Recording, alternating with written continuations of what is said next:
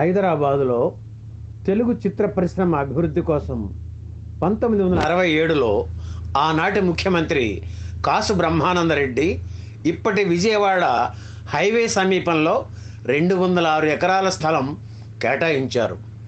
నటుడు జగ్గయ్య సూచనపై పరిశ్రమలోని పలువురి ఆమోదంతో బ్రహ్మానంద చిత్రపురి అని పేరు పెట్టారు.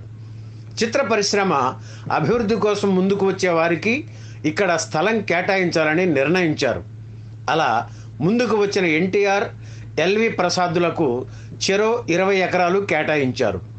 1967 నవంబర్ 1న ప్రసాద్ స్టూడియోకి శంకుస్థాపన, Ramakrishna NIT combines studio logo ఆవిష్కరణ కార్యక్రమాలు జరిగాయి.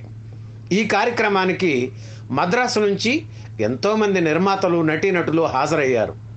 1968 ఉగాదికి ఈ స్టూడియోలో వరకట్నం చిత్రాన్ని, అల్లూరి సీతారామరాజు సినిమాను ఒకేసారి ప్రారంభించాలని ఎన్టీఆర్ నిర్ణయించారు. అప్పటికే అక్కినేని నాగేశ్వరరావు మద్రాసు నుంచి హైదరాబాదుకు మకాం మార్చేసి, నేను కావాలనుకుంటే, నాతో చిత్రాలు నిర్మించాలని అనుకుంటే హైదరాబాదుకు వచ్చి సినిమాలు తీయండి అని తన నిర్మాతలకు స్పష్టం చేయడంతో ఆయన చిత్రాల నిర్మాణం హైదరాబాద్లోనే జరిగేది.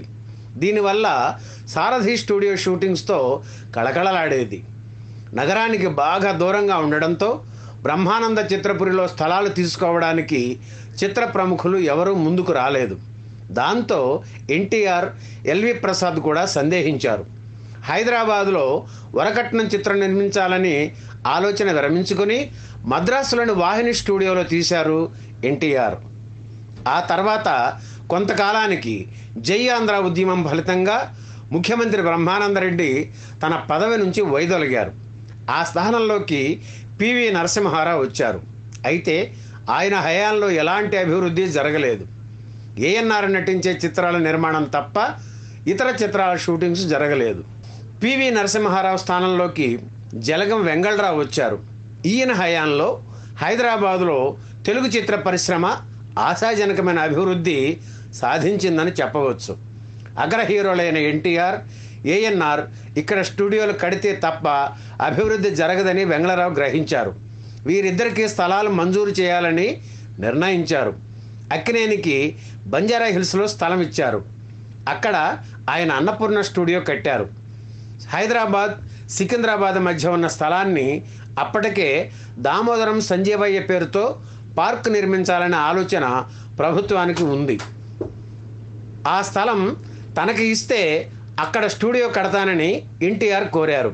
అయితే ప్రభుత్వం నిరాకరించడంతో ముషీరాబాద్లో తన కుమార్తె కోసం ఆసుపత్రి కట్టాలని కొన్న స్థలంలో అక్కడ స్టూడియో కట్టారు ఎన్టీఆర్. సెక్రటరీ చిత్రంతో అన్నపూర్ణ స్టూడియో, దానవీర శూరకర్ణ చిత్రంతో రామకృష్ణ స్టూడియో ప్రారంభమయ్యాయి. ఈ వీడియో మీకు నచ్చితే లైక్ చేయండి, షేర్ చేయండి, వెంటనే సబ్స్క్రైబ్ కూడా చేయండి.